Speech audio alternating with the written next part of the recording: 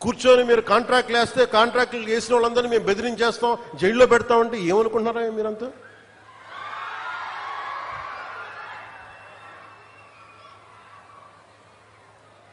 మేమేం మాటలా గుర్తుపెట్టుకోండి. అలా బెదిరించే సమూహం ఎవరైనా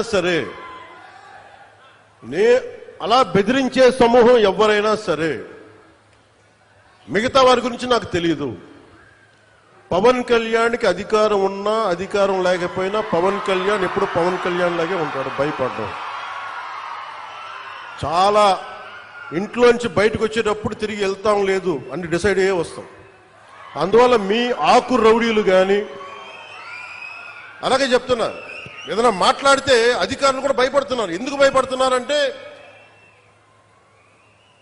చెవుల్లో చెప్తారు, అదే సార్ వాళ్ళ వెనక చాలా మంది రౌడీలు ఉంటారండి, కిరాయి హంతకులు ఉంటారంటే, మీకు కరెక్ట్గా యోగి ఆదిత్యనాథ్ లాంటి ట్రీట్మెంట్ కనుక ఒక్కొక్కడికి ఇస్తే, ఒక్కొక్కడికి రౌడీజం అంటే కాలు కాలు కీలు కీలు తీసి మడత పెట్టి కింద కూర్చోపెడితే, అప్పుడు కరెక్ట్గా చెప్తా, కరుడు గట్టిపోయిన జీవితకాలం ఒకే మన వాళ్ళకి ఏకీభవించవచ్చు, ఏకీభవించకపోవచ్చు.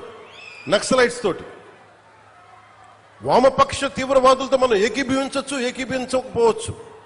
అలాంటి బలమైన ఆర్గనైజేషన్నే కకావికలం అయిపోయిన పరిస్థితుల్లో ఉంటే ప్రభుత్వం తలుచుకుంటే, అలాంటిది ఇన్ని లక్షల మంది పోలీసుండి, ఇన్ని వందల మంది ఐపీఎస్లుండి, 1000-2000 ఉన్న డిఎస్పీలుండి, అలాంటి కిరాయి గ్యాంగుల్ని మెయింటైన్ చేసే వ్యక్తుల మీద 2 రోజులు 48 గంటలు మీ చుట్టుపక్కల ఎవరున్నారు, వాడి పేరేంటి అన్ని కనుక్కొని ఒక పొలిటికల్ నిర్ణయం తీసుకుంటే మళ్ళీ ఎప్పుడు ఇలాంటి మాటలు రారు. మీరు అక్కడి దాకా తీసుకెళ్ళకండి.